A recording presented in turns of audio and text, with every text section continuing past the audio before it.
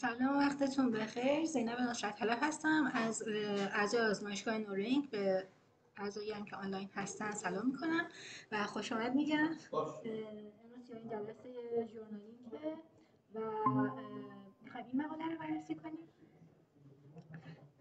و مقاله‌ای که بررسی میکنیم میخواد بررسی کنه که فعالیت جمعی نورونای حسی در واقع میاد چه نوع کانفیدنس یا رمزگشایی میکنه که حالا این ابعاد کانفیدنس اینا که از معرفی نویسنده و ژورنال براتون توضیح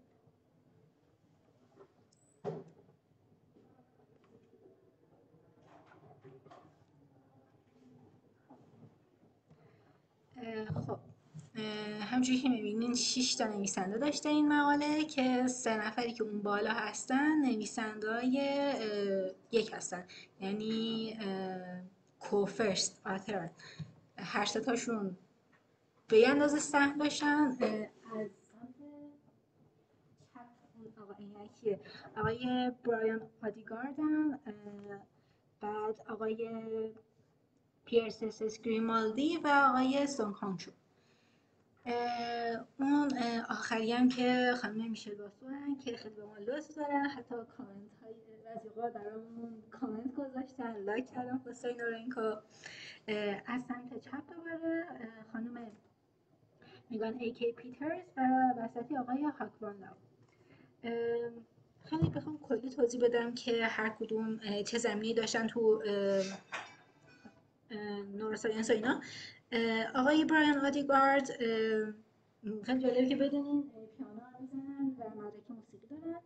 این آقای و اینکه کلا این پژوهش تو دانشگاه UCLA برگزار شده، یعنی اینا یا استاد اونجا بودن یا به عنوان مهمان اونجا بودن. و حالا مال دانشگاه UCLA این پژوهش. ولی مثلا آقای برایان آدیگارد الان خودشون استاد روانشناسی توی دانشگاه فلوریدا. بعد آقای گریمالدی مثلا حوزه‌ای که پژوهش کردن توی کاگنیتیو نوروساینس بوده، توی دیسیژن میکینگ بوده، توی اینکه تصمیم گیری چجوری هستش و اینکه کلا رو میمونا کار کردن که مسیرهای مغزی مرتبطشون توی پردازش بصری و اینا رو بررسی کردن. آقای سونگ هانگ چو کسی گفت نیست فعالیت نورونای سوپریور کالیکولوس رو بررسی می‌کردن و سطحش رو بررسی می‌کردن و کلا همشون به طور کلی یک زمینه کلی توی کاگنیتیو نوروساینس داشتن و دیسیژن میکینگ.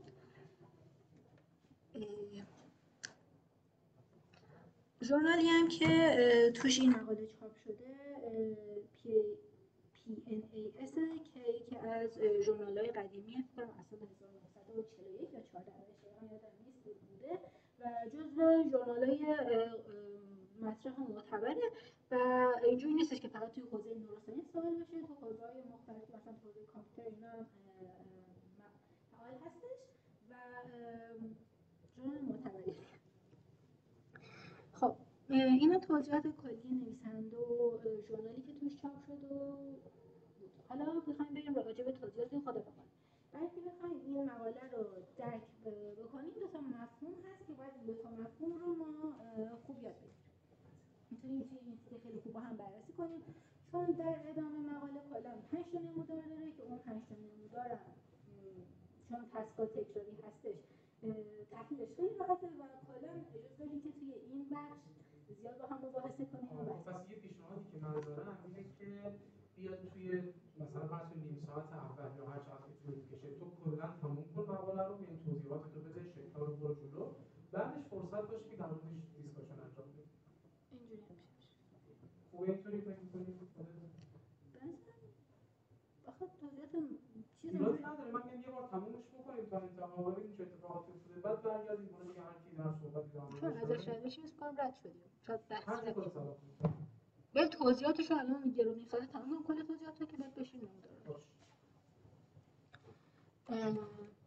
خب ما اینجا می‌خوایم که اعتماد و اطمینان رو تعریف کنیم. وقتی مثلا ما یه امتحانی رو میدیم مثلا می‌ریم امتحان ریاضی یا امتحان من امتحان ریاضی میدم هم عارف امتحان ریاضی میده، هر دوتامون 18 از 20 میشه، یعنی نمره‌ای که هر دوتامون در نهایت میگیریم یکیه، ولی اون اطمینانمون شاید فرق داشته باشه. هر دوتامون از جلسه میایم بیرون، یکی میگه که من خیلی امتحانم خوبه، مثلا حس میکنم که 17 18 به بالا میشم، اون یکی دیگه هم که 18 شده میاد میگه من نمیدونم امتحانم خوب دارم، من مثلا حس میکنم نصفش اشتباه زدم. این اطمینان ما از اون جوابیه که ما میدیم، ولی در نهایت اکیورسی هر دوتامون 18 از 20 شده. یعنی اگه بخوام خیلی با این مثالی که کلی زدم این دو نوع کانفیدنس رو تعریف کنم، یکیش هست اپتیمال کانفیدنس، یکیش هست سابجکتیو کانفیدنس. اپتیمال کانفیدنس معمولا اینه که ما با داده‌های آماری تعریفش می‌کنیم، یا اگه بخوایم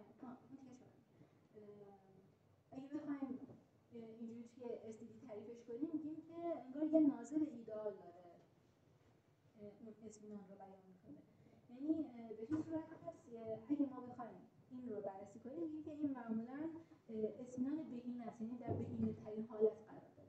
ولی سابجکتیو کانفیدنس اینجوری نیستش که توی حالت بهینه قرار داشته باشه، صرفا اون احساس درونی فرد، اون حسی که بهش میگه نمیدونم خوب دادم، شاید خوب دادم، سابجکتیو کانفیدنس ما اینجوری تعریف میکنیم. ولی خب این دو تا معمولا با هم تغییرن. یعنی چی هم تغییر؟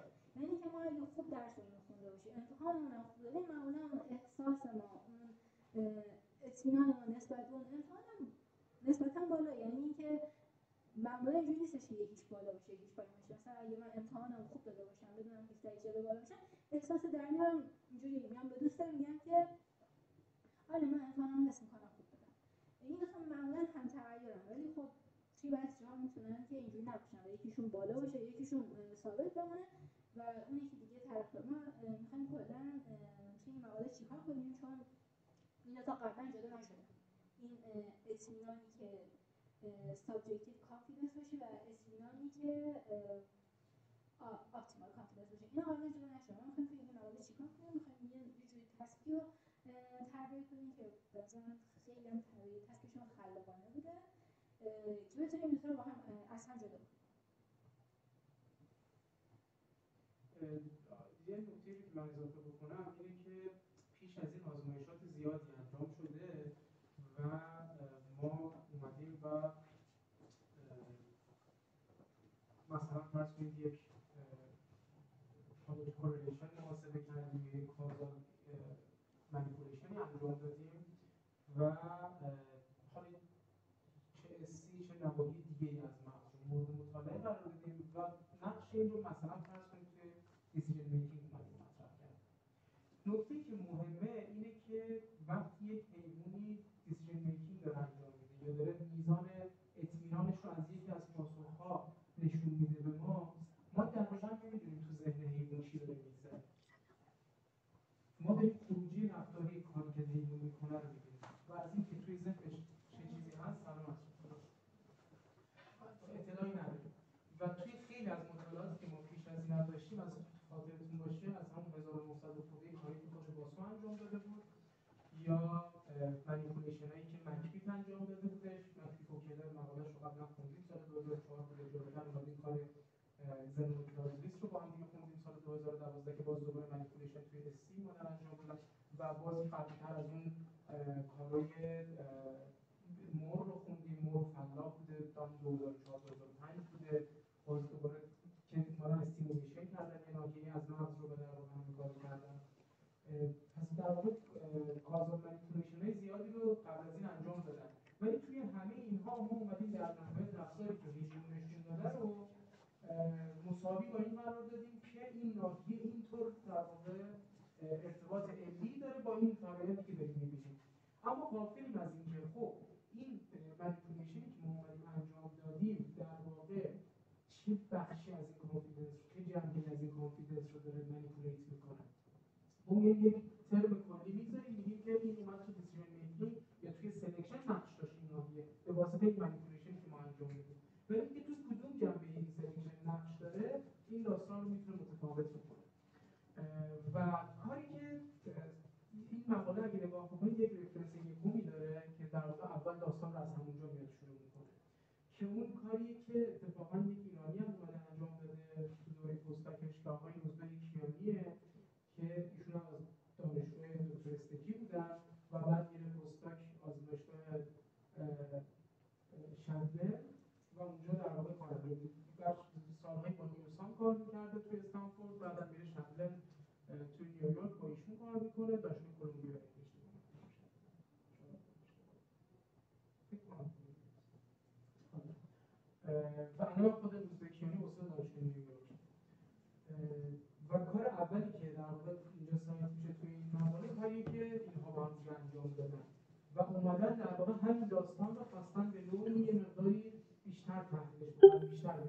بپردازم که این آزمایشاتی که ما داریم انجام میدیم اگه ما بیایم یک شرایط سومی برای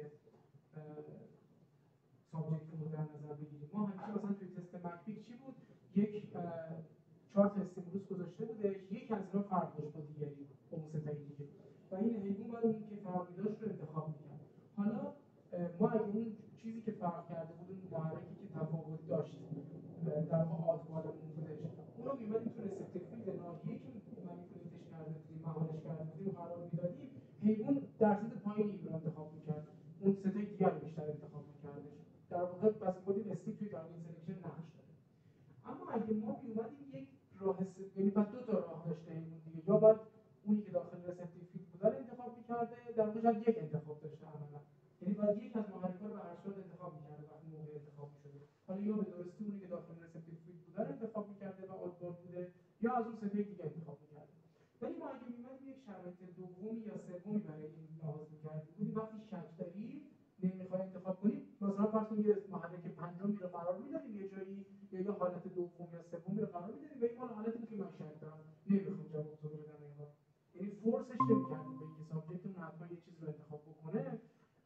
در این شرایط چیکار می‌کرد؟ این جایی که ما به بنز کافی اطمینان نداریم به پاسخی که داریم میدیم، یعنی میدونیم که ممکنه وقتی پاسخ میدیم ریوارد یا نگیریم، جایزه نگیریم، بیام یه حالت دیگه رو انتخاب بکنم که جایزه کمتری داشته باشه، ولی مطمئنم اون کم جایزه رو میگیرم. یعنی اگه 100% جایزه بگیرم وقتی درست میزنم، وقتی شک دارم این یکی رو بزنم 40% اون جایزه رو میگیرم.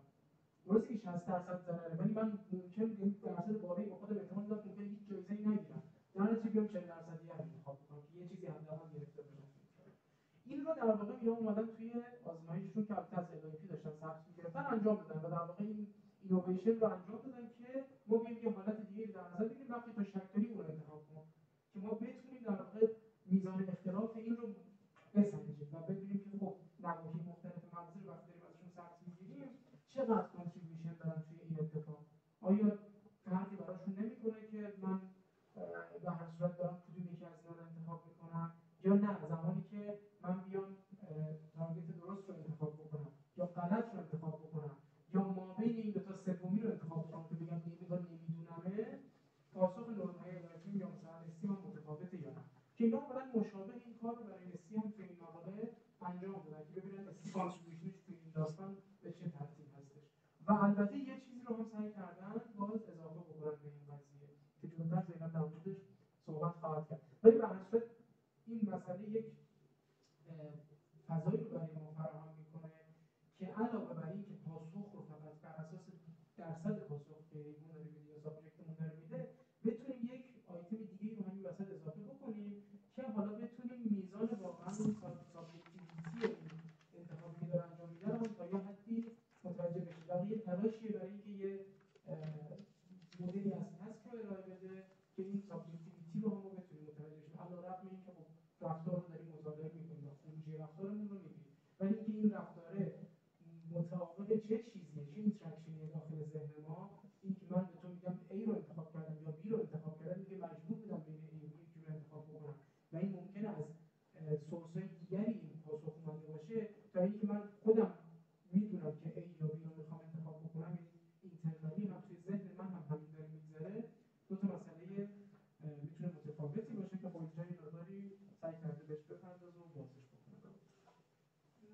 توی مقاله‌ای که مقاله اولشون بود اومدن LIP رو بررسی کردن که همونطور که استاد توضیح داد بود و تسک اول یعنی توی این مقاله تعریف می‌کنن مشابه مقاله قبلیشونه، منتها این سری به جای LIP میخوان سوپر لوکالیتی رو استفاده کنن. این هم مثل LIP یا روندش اینجوری متفاوته.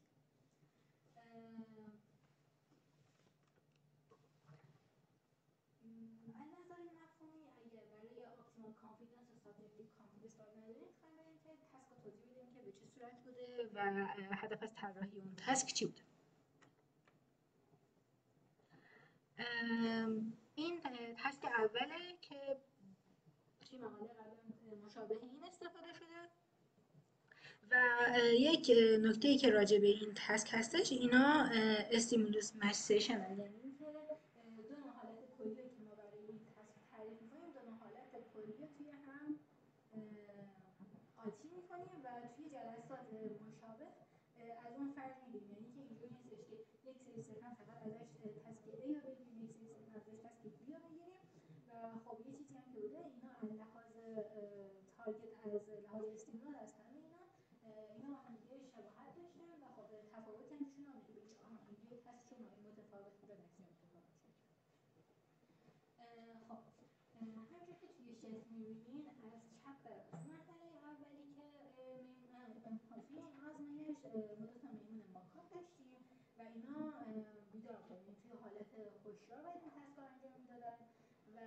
با یه وی پروب الکترودی از اینا سطح گرفتیم که مثل اینکه وی پروب صرفا مال برند شرکتشه، چون حالتی که روش قرار گرفتن وی پروب قرار گرفتن شکل وی تولید میکنه که وی پروب عدد میمون ماکاک بوده و مرحله رو از چپ به راست دیدن همونجور که میگیم مرحله اول فیکسیشن پوینت ظاهر میشه. توی این مرحله میمون باید چیکار کنه؟ باید صرفا اون نقطه وسط خیره میشه و حق ساکات زدن نداره. مرحله بعدی مرحله‌ای که تارگت های ما نمایش داده میشن. اون دایره مشکی که می‌بینید سمت راست کشیده اون داره میگه که این تارگت توی RF نورون ما، یعنی این توی نمایش خود تسک اینجوری نبود که بگیم آره سمت راست یه دایره مشکی دورش بوده، سمت چپ چی بوده. سمت راست و چپ یکسان بوده، صرفا اون دایره مشکی نشون دهنده که این RF داخل RF هستش. مرحله دوم که 500 میلی ثانیه هست، جاییه که تارگت های ما نمایش داده میشه که در نهایت توی مرحله ریسپانس باید به یکی از این تارگت ها ساکات بزنه. مرحله بعدی که 200 میلی ثانیه هست، مرحله‌ای که یه سری محرک ها نمایش داده میشن که به خاطر وجود همین محرک ها اسم این تست شده دات موشن تست، یعنی اینکه این نقطه ها حرکت میکنن. حالا حرکت این نقطه ها به چه صورته؟ یا میرن راست یا میرن چپ. فرض کنید که مثلا اینجا 100 تا نقطه نمایش داده میشه. اگر هر 100 تا نقطه برن راست که میمون خیلی راحت میتونه بفهمه که آره کل این حرکت ها به سمت راست بوده و در نهایت وظیفه‌اش توی مرحله ریسپانس یا مرحله آخره چیه؟ اینه که به سمت راست ساکات بزنه که بگه آره من فهمیدم که همین نقطه به سمت راست حرکت کرده. ولی خب طبیعتا اینجوری میشه، این حالت هست خیلی آسیب میشه. این توی بازه های متفاوتی قرار داره که مثلا یه بار 80% نقطه به سمت راست رفتن، 20%شون به سمت چپ.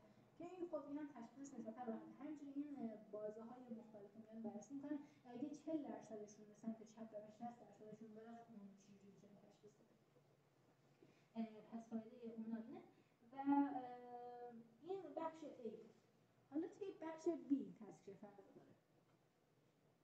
توی بخش B دوباره همونجوری که می‌بینید از سمت چپ به راست دوباره اول فیکسیشن پوینت داریم و توی مرحله دوم جایی که تارگت ها نمایش داده میشن، جایی که باید ساکات بزنه، همونجوری که می‌بینید دو تا گزینه دیگه هم اضافه شده که اون گزینه پایینی گزینه انصرافه، اصطلاحاً بهش میگن opt out. opt-out تعریفش چجوریه؟ یعنی اینکه مثلا فرض کنیم که 51% نقطه‌های ما به سمت راست رفتن، 49% به سمت چپ رفتن. این نمیتونه تشخیص بده. بعد خب وقتی هم که درست تشخیص بده بهش آموزه میدن، جایزه میگیره دیگه. بعد وقتی که تو این حالته نمیتونه تصمیم بگیره که من مثلا اینو اگه بگیرم حتما جایزه میگیرم، این گزینه انصراف برای اینه که بهش یک مثلا اگه فرض کنیم اگه کاملا درست جواب بده بهش یه لیوان آب میدن، اگر که جواب نده بهش هیچ آب میدن. این حالت آبتاف اینجوریه که اگه اینو بزنه بهش نیم لیوان آب میدن. یه جایزه خیلی کمتری میدن ولی جایزه‌اش تضمین شده است، یعنی اگه هر بار بازم آبتاف رو بزنه اون نیم لیوان رو میگه ولی جایزه خیلی کمی میگه. پس میمون توی چه شرایطی؟ هر بار که میمون درست بزنه مثلا 2 قطره بشه. آره بس یه لیوان بدی که احتمالاً دیگه با ترایل اول دیگه پس انجام نمیدونم دیگه ناموفق رفتم. فرق یه قطره 2 قطره رو می‌فهمه تو حالت آفش یه قطره بده. جان؟ یا فرق یه قطره 2 قطره رو می‌فهمه که اینجا جایزش 2 قطره بود، اینجا حالا آب تمام زده یه قطره بشه. باید بسنجی ببینی کی فرقش رو می‌فهمه دیگه. ممکنه مثلا فرق 1 و 2 رو هم بفهمه. آره باشه نفهمه. این که تشنشه فرق یه قطره 2 قطره خوب می‌فهمه. بعد ممکنه مثلا حالا 3 قطره 1 قطره بود.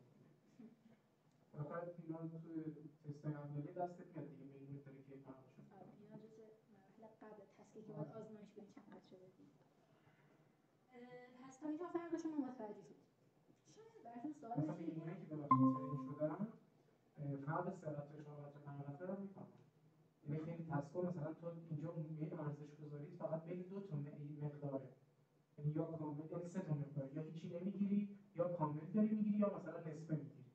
ولی بعضی تسکو میگی 5 تا 6 تا کاندیشن داره و هر کدوم از اون کاندیشن‌ها یه مقداری داره. و این موقع تو دستت باز نیست که مثلا دیگه اولین رو بیاری خیلی زیاد بدی بعد مثلا نصفش کنی که فرقش زیاد بشه. نه، فرقش رو می‌بینی یه قطره دو قطره تو چندین لول حیوان فرقش رو می‌فهمه. مثلا رنگ‌های مختلفی که قرمز، یکی زرد، یکی آبیه، فرق اینها رو با تمام تعداد قطره‌های آبیه می‌فهمه قشنگ که کدومی که اولویت بالاتری داره، کدومی که کمتره. حتی ترکیبی اینها رو بعضا بهشون یاد طولانی‌تر میشه ترینینگش، ولی می‌فهمه که مثلا اول آبی رو انتخاب کردم بعد زرد انتخاب کردم، حالا جایزش اینقدر که بالاتره مثلا کمتر. از توی مرحله نمایش تارگت ها ما اون پایین یه گزینه اضافه کردیم به گزینه آپتامت که میتونه اونجا سکات بزنه و خب جایزه کمتری بگیره و جایزه تضمین شده است. شاید براتون سوال پیش بیاد که پس اون نقطه بالایی چیه؟ اون نقطه بالایی هیچ نقشی نداره، تضمینیه، ولی خب اضافهش کردن چون باید قرینه باشه. مثلا ما در حالت عادی یه سکات به راست داشتیم، یه سکات به چپ، یه تارگت سمت راست و یه تارگت به سمت چپ.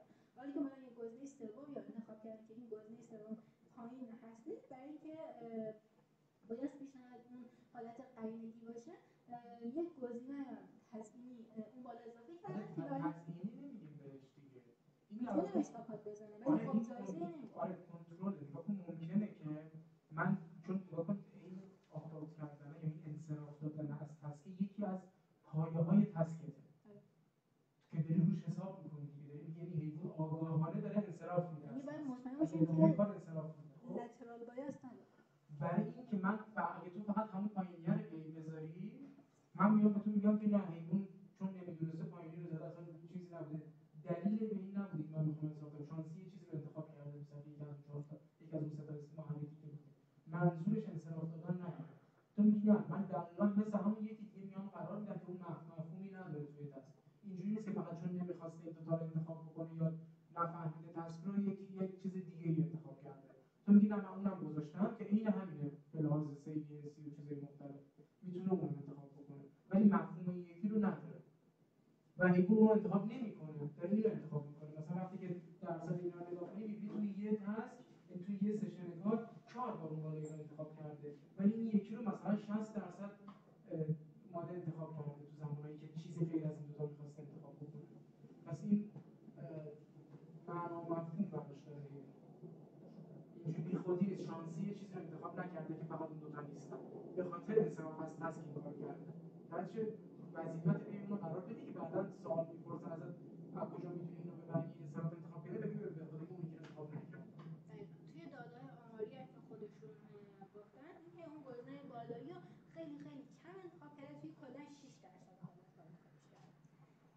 اگه میشه یکی از بچه‌ها بره توی لینک جلسه شما اصلا میکروفون خورد نمیدونم با کار کنید، ببینید صدای من مثلا واضح هستش. خب اگه دست به میکروفون خورد یه چراغی داره که مشخص میکنه که چراغ سبز بعد وصل میشه.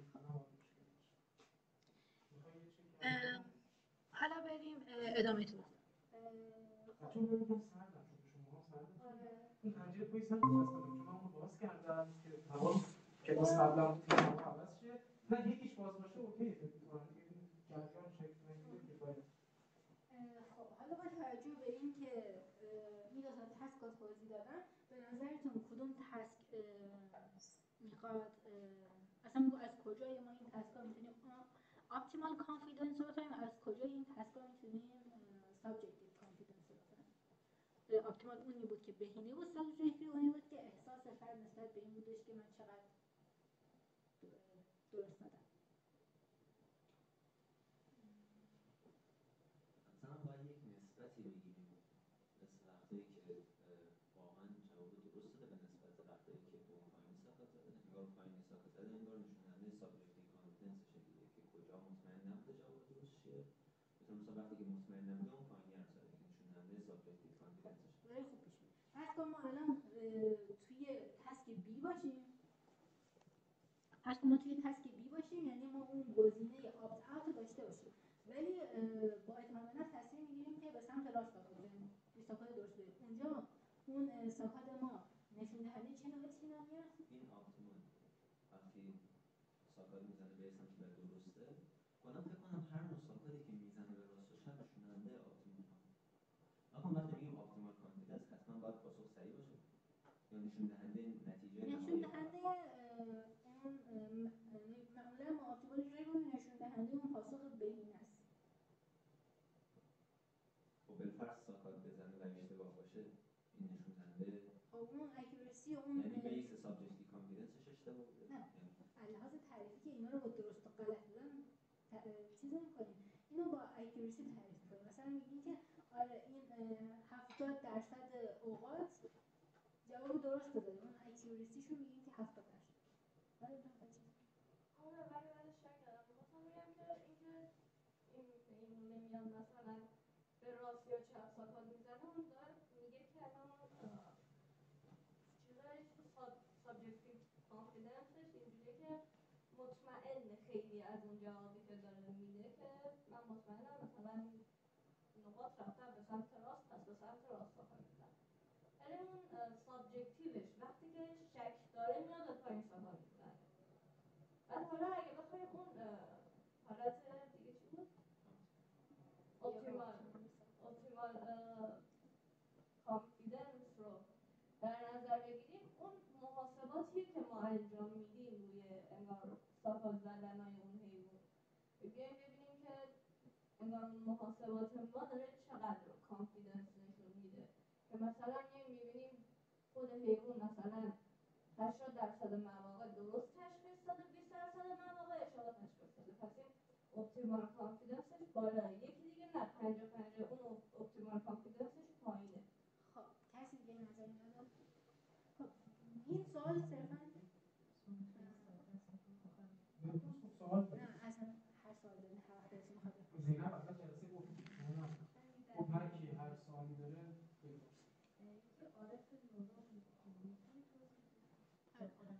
RF مخفف چیه؟ ریسپتیو فیلد. ریسپتیو فیلد یعنی چی؟ اگه بخوایم تحت لفظی ترجمهش کنیم، اون منطقه‌ای که گیرنده است.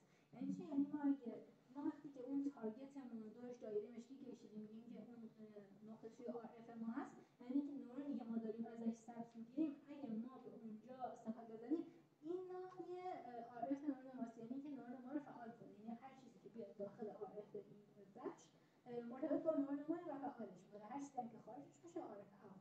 حالا تو به عبارت ساده‌تر ناحیه عارف جاییه که نورون از خودشون پاسخ میدن، جایی خارج از عارف هیچ پاسخ نمیدن. منظور یه چیزی در فضاست. آره. در فضای بیرون. عارف وقتی در مورد نورون‌های حسی مثلا پوست بدن صحبت می‌کنیم که ما می‌فهمیم یه چیزی به نوک انگشتمون خورده، یه نورونی هست که مسئول اینجاست. یعنی اگه به نوک انگشت من یه چیزی بخوره، این نورون شروع می‌کنه به فریاد کردن. برای همین که من می‌فهمم اینجا یه چیزی من اینجا عارف اون نورون است. آره.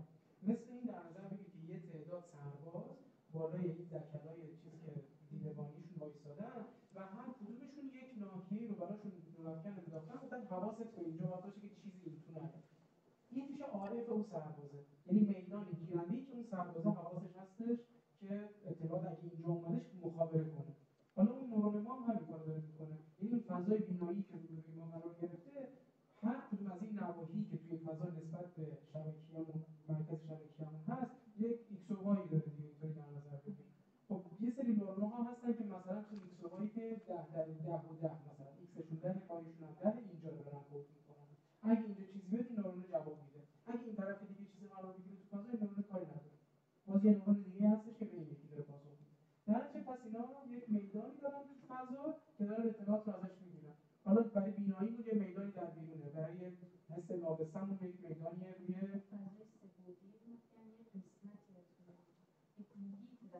یه فضای دیگه. آره الان اسکرین ما یه عالمه فضا میتونیم توش در نظر بگیریم که هر کدوم از حالا بعضی نورون‌ها عارف بزرگتری دارن، یه فضای بزرگتری رو داره مخابره میکنه، بعضی کوچیک‌تره. دیگه اینها برمیگرده به اینکه کجای سیستم بینایی هست و داره از کجا اطلاعات بودی باز دریافت میکنه که اینا عارف کوچیک‌تر باشه یا بزرگتر باشه. اگر مثلا یه چیزی باشه که در ازش جایزه بگیره یا نگیره کاری به اون نداره. نه میدونم ممکنه عوض بشه. این کلا این ساده چون چی عوض بشه؟ دایگانی سبز چیز آخری سفیده. حالا که مثلا به ثبات بزنه چیزی نمیگه. کجا ثبات بزنه؟ این به عارف ربطی نداشت. نه میدونم. الان عارف تموم شد قضیه.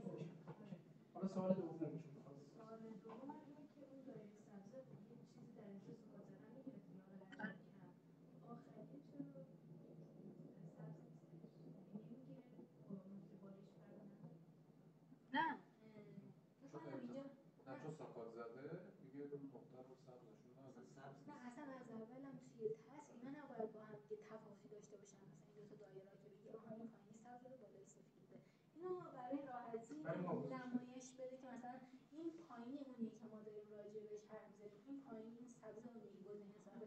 توی وقتی برای میمون نمایش داده میشه اینا همشون یکسانه، چه باشه پایین یه طوری بخواید در نظر بگیرید توی پژوهش‌ها برای حیوان کار پیچیده‌تری داره حیوان انجام میده. وقتی برای ما میخوان توضیحش بدن ما بنز حیوان خوب نمیفهمیم، در نتیجه برای ما میان با رنگ و شکل‌های مختلف و اینا نمایش میدن که ما راحت بفهمیم قضیه چیه. ولی حیوان خودش اینا رو یاد گرفته و میدونه. برای ما میگه نمی‌بینید رنگاشو متفاوت بذارید. اون حیوان میدونه که پایینیه، همونیه که اگه من بخوام حساب بدم باید اینو بزنم که یک جمع دیوار بدم بی‌نصیب نمونم، ولی پاسخ هم می‌کنه. پس یه سوال من اول برام پیدا شد ولی از آخر نفهمیدم بپرسیم یا نه؟ سوال من این بود که تو گفتی که الان این کانفیدنس اپتیمال و سابجکتیو هم تغییرن و من سوالم این بود که چی میشه که اینا هم تغییر بودنشون از بین میره؟ خیلی خوبه که کنجکاو شد. تصفیه دوم قشنگ اینجوری سوال کنید. محکم بگم. آره فقط واژه هم تغییر رو من معنیش رو نمی‌فهمم. هم تغییر یعنی متناسب با هم تغییر میکنن، منظور چیه؟ این دو تا چیزی که هم راستای تغییرشون با هم. آره. یعنی یکی کم بشه اون یکی رابطه مستقیم با هم دارن. یکی کم بشه اون یکی کم کم که یکی زیاد بشه اون یکی کم. چون نشده بودم تا هم تغییر رو من از مثلا چیز میتونی برید دیکشنری اضافه کنید معنیش رو بذارید. معادلش چیه معادل راحت ترش من خیلی کلمه غنیه واقعا. غنیه که بیشتر مفهوم زیاده نیاز به توضیح یه جمله توضیحش. حالا زینب کلی برای ما الان هیجان و سوال ایجاد کردیم که الان این تسکه پاس داره که به چی پاسخ میده؟ اینو برای ما بازش کنیم. من سوالی که اول از من پرسیدم که این تست نشون دهنده سابجکتیو یا اپتیماله کلا برای رد بکنیم که بیشتر بهش فکر کنیم. این تسکیش کدوم از این دوتا رو نمیتونه تمیز بده، برای همین ما نیاز به تسک دوم داریم که بیاد اون دوتا رو برای ما جدا کنه. فقط ذهنتون درگیر این مفهوم بشه و خودتون فکر کنید چه تسکی طراحی کنم چجوری باشه میتونم برای تمیز بدم. ولی خب خیلی ساده و کلی بخوام یعنی الان برای اپتیمال هم به درد نمیخوره. اگه بخوایم خیلی ساده و کلی توضیح بدیم چجوریه، واسه این کلمات رو نمیگیم. وقتی که ما گزینه انصراف رو داریم ولی ما ترجیح میدیم که استاکات بزنیم به راست یا چپ، یعنی چی؟ یعنی اینکه ما اعتمادمون نسبت به جوابمون اون حسی که داریم اینه که من دارم درست دارم، این 100% به راست رفته، این قطعا به راست رفته که من حتی با وجود داشتن گزینه انصراف من ترجیح میدم به راست بزنم. پس وقتی که ما توی نوع تسک B هستیم و یک پاسخ صریح داریم به راست یا چپ استاکات میزنیم، سیگنال‌های مغزی ما اون جواب کلی ما چی دارن بهشون؟ اعتماد بالا، اعتماد زیاد. ولی وقتی توی تسک A که فورس چویسی مجبوریم به راست یا چپ استاکات بزنیم، توی هر دو حالت فرض کنیم ما به راست استاکات زدیم جواب درستی گرفتیم، اون اعتماد ما توی A و B نشون دهنده اعتماد متفاوتی. توی حالت A ما مجبور بودیم و ممکنه اون اعتماد ما هم یه اعتماد بالایی باشه هم اعتماد پایینی، یه مخلوطی از این دو تاست. ولی توی B ما میتونستیم نزنیم ولی ترجیح دادیم که به راست استاکات بزنیم تا مطمئن، یعنی اون اعتماد ما توی B اعتماد بالاتری. خب یه چیزی الان تفاوت A و B اینه که ما توی A قابلیت اینو نداریم که انصراف بدیم. دقیقاً و وقتی قابلیتشو نداریم و فورس چویسی، اعتماد ما چیه؟ مخلوطی از یک ممکنه اعتماد بالا باشه، ممکنه فورس چویس باشه ما مطمئن نبودیم جواب اینه، ممکنه که فورس چویس بوده و ما درست انجام دادیم ولی مطمئن نبودیم اونقدر که جواب اون بوده. یعنی مخلوطی از این اعتماد بالا و پایین داریم. ولی توی B اگه درست استاکات زده باشیم و با وجود گزینه انصراف ما ترجیح دادیم که استاکات بزنیم به سمت راست یا چپ، یعنی اینکه ما اعتماد بالایی داشتیم. آره تو بالای ما چیزی برای سنجش اون اطمینان سابجکتیومون نداریم که مثلا نمیتونیم. چرا دیگه بازم وقتی دو تا رو میخوای انتخاب کنی یعنی من مطمئن ترم که سمت راستی که راستو زدم دیگه، دیوونه که نبودم راستو زدم. من دنبال اگه واقعا 50-50 باشیم 50 میزنیم دیگه. همین چیزی که هست. نگاه کن وقتی که صفر نگاه کن پایین چیه؟ صفحه رو بالا پایین می‌کنید که این راه روشن شه. نگاه کن اینو باید توضیح بدید که اصلا ما بر چه اساس داریم انتخاب می‌کنیم، اطلاعات از کجا داریم و اطمینان هم از کجا داره حاصل میشه. ما از اطلاعاتی که از محیط میگیریم مطمئن‌تر میشیم. امروز بیرون نگاه میکنم حس میکنم که هوا ممکنه چون آفتاب شده دارم میرم گرمه، دستم از پنجره میبرم بیرون میرم یه باد خنکی میاد، نه اونقدر که ممکن میگم هر چه اطلاعات بیشتری من کسب بکنم اطمینان بیشتری حاصل میکنم از چیزی که میخوام براش تصمیم بگیرم که امروز لباس چی بپوشم. درست شد؟ اینجا حالا چی رو داره بر چه اساس داره تصمیم میگیره؟ بر اساس کوهرنسی این موشن داتا داره تصمیم میگیره که اینا چقدر همسو هستن با هم دیگه.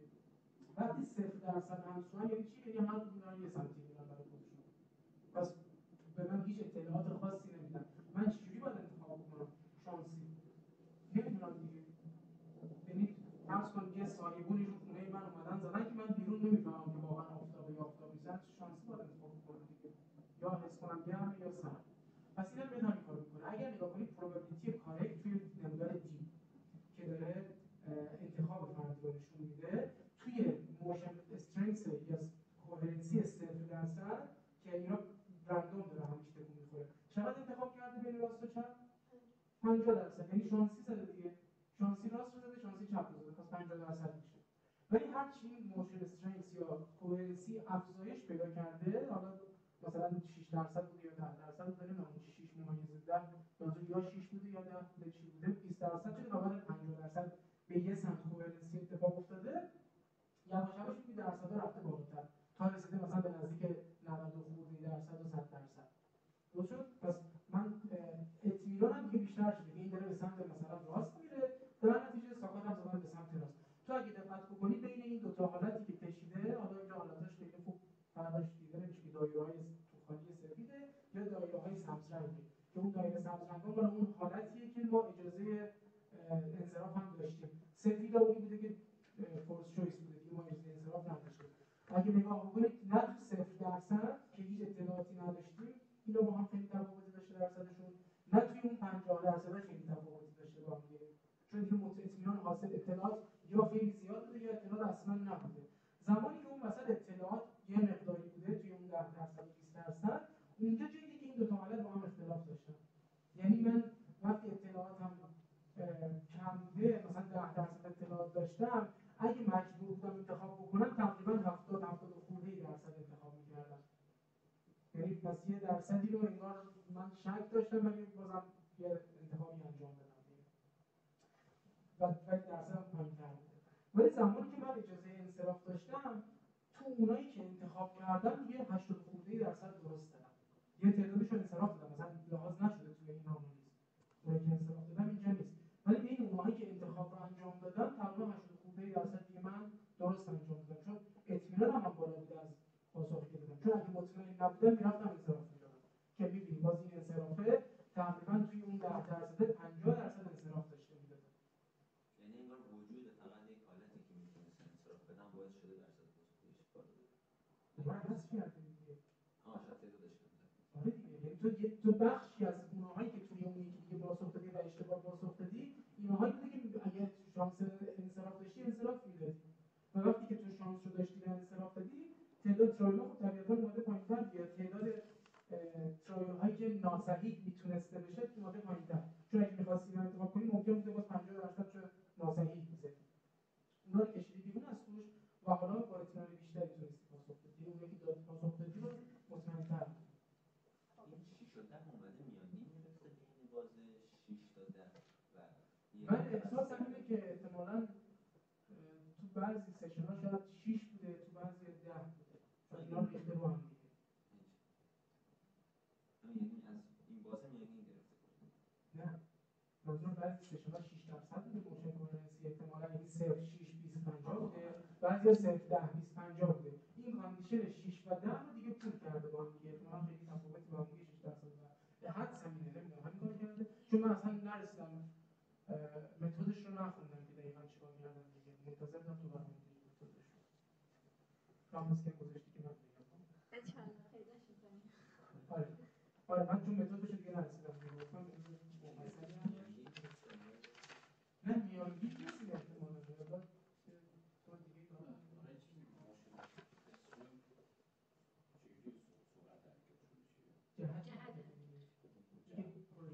اصلا سوال جواب جهت دیگه که این نقاط داره به کدوم راست میره یا چپ میره.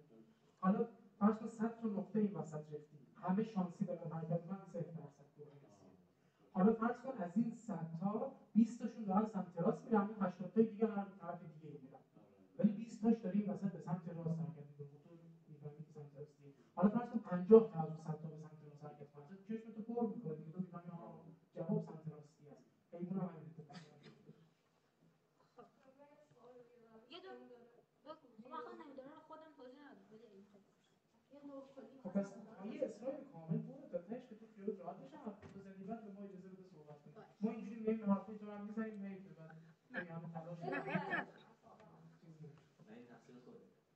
این تقصیر تو. پس اسلاید رو تموم کن، به ما اجازه صحبت بده. تو الان اجازه داری صحبت کنی، تا بعدش اجازه نداری صحبت کنی. هر جور نمودار C یا نمودار D. توی نمودار C موشن اسپیس یعنی که آسونی اون تسک رو توضیح میده که چجوری بوده. مثلا 50 اینجوریه که 50% به سمت راست رفتن، 50% به سمت چپ رفتن. یعنی خیلی سخته تشخیص این که ما از آخر باید راست رو انتخاب کنیم یا چپ. و هر چی به سمت صفر نزدیک‌تر بشیم طبیعتاً تسک آسون‌تر ببخشید یه نکته رو من بگم، این توضیحی که داری میدی سخت میکنه کار رو. یعنی نمیدونم اینطوری بوده آیا یعنی تو 0% 50% به چپ میرفتن 50% به راست میرفتن، یعنی نقاط ما فقط دو جهت حرکت دارن، یا راست برن یا چپ. مثلا 60 درجه یکی نمیتونه حرکت کنه به شما شرط بده، نمیدونم بالا نمیتونه بره این نقطه‌ای، حتما راست و چپ میرن اینا. خبر راست و چپ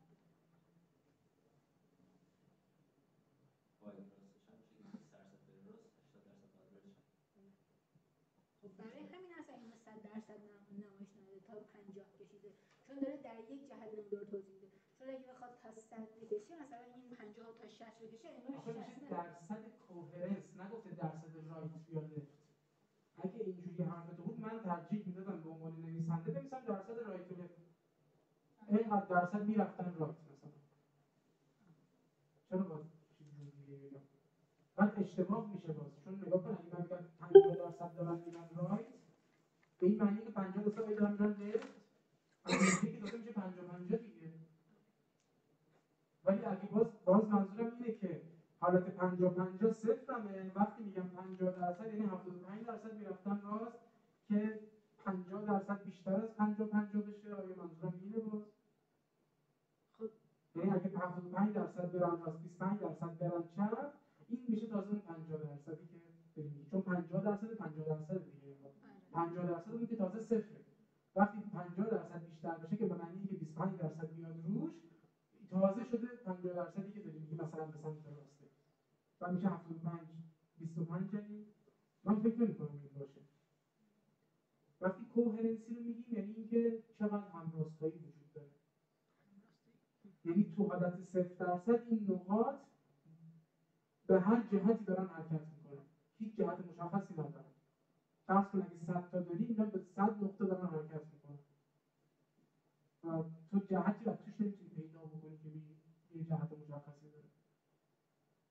یه چیزی اون بخش بی عکس وسطی اگه زوم کنی انگار یه چند تا خط کشیده داره میره بالا و فکر کنم الان زوم کن برای اون 200 ثانیه وسط رو زوم کن. آره نگاه کن یه سری بالا و پایین هم دارن میرن، پایین داره میره نقاط، اونا فلششونه جلوشون. نمیره پایین. آره فلشیه که احتمالاً جهت حرکت رو داره نشون میده. حالا حرف شما هم اگه باشه فلش نباشه سابقه حرکت باشه یعنی که داره میره بالا. معمولا آخه فلش نشون میدن تو موشن دات، یه داتیه یه فلشی جلوش داره که داره این داتا داره کدوم سمتی حرکت میکنه. ولی خب ایده شما باید پس اینجوری نیست نه آره؟ منظور اینه که 4 جهت باشه. ولی بازم اکثرش رو به چپ و راست کشیده. یعنی اگه باز توضیح من درسته به نظر میرسه که اینو میتونسته شکلش رو بهتر تهیه کنه. در هر صورت این شکل میتونسته بهتر تهیه بشه. شما واضح کنی یا در مورد کوهرنسی داری صحبت میکنی یا کوهرنسی تو رایت یا لفت یا این دو چیزی باید بگی. بچه باید برای فرد بفهمه که چی کار کردی دقیقا اینجا. و تو متدش رو باید نگاه کنی ببینی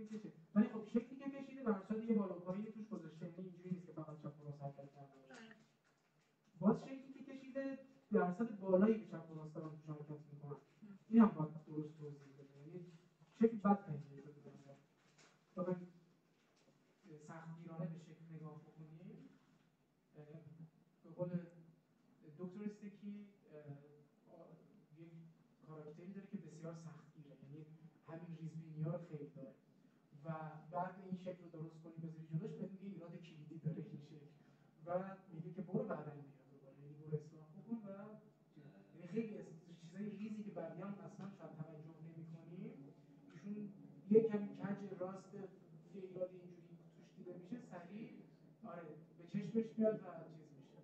ما هم باید سعی کنیم اینطوری باشیم، این نگاهمون ریزبین باشه، مخصوصا تو چیزی که خودمون می‌خوایم ارائه بدیم، به کاری که می‌خوایم انجام بدیم، یک دقیقه تأخیر برامون یک دنیای بزرگی از خطا باشه.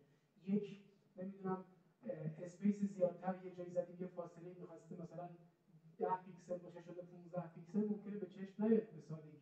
همین اختلاف مثلا فرض کنید پنجره‌ای که الان توی تست گذاشته، اینا ممکنه بینشون حالا 5 پیکسل جابجا باشه، درست به چشم هم نیاد، ولی یکی نگاهی که ریزبین باشه میگه این تسکیه چقدر بد کشیده شده. اینا رو باید خیلی ریزبین باشیم با دقت انجام بدیم. من خوندم متدشو. حسابم بگم نمودار آخر. همین. یه 2 دقیقه طول میشه بهش. نمودار 30 پس کلی توضیحی همونجور که می‌بینیم هر چقدر که اون یک دستی حرکت بیشتر شده، محور عمودی چیه؟ محور عمودی احتمال انتخاب گزینه آپت اوت. پس کلا این نمودار داره کدوم حالت‌ها رو بررسی می‌کنه؟ حالت‌هایی که تسک ما بی بوده، یعنی گزینه آپت اوت داشتیم، حالا این میمون یا آپت اوت رو انتخاب کرده یا انتخاب نکرده. پس این نمودار کلا داره نشون میده که با یک دست‌در شدن حرکت و افزایش کاررس این احتمال انتخاب گزینه آپت اوت چجوری بوده که همونجور که ما می‌بینیم هرچی حرکات یک دست‌در شدن احتمال انتخاب گزینه آپت اوت هم کمتر شده که یعنی ساپورت داده به اون تارگت که مستقیم. توی نمودار سی چجوریه؟ نمودار سی اومده ترایالای بررسی کرده که توش گزینه آپت اوت وجود داشته، خب ولی حالا یا اون گزینه انصراف رو انتخاب نکرده که میشه حالت آپت اوت وی، و یا حالت دوم که اون ای بوده دیگه. اون خالیه مال ایه. آره و دوم مال حالتی بوده که گزینه آپت اوت نبوده. خب همینجور که ما می‌بینیم این یک ستا رو ویو یعنی حالت آپت اوت بوده ولی ردش کرد، یعنی این گزینه رو نزده بخاطر من نمیخوام انصراف بدم. آره این تسک تا ته رفته، مردانه رفته تا آخر و جایزش هم مردانه که نه ولی آره راضی یعنی نه بیشتر منظورش از این بودش که مگه زنها چشم حالا کاری مخالف مردانه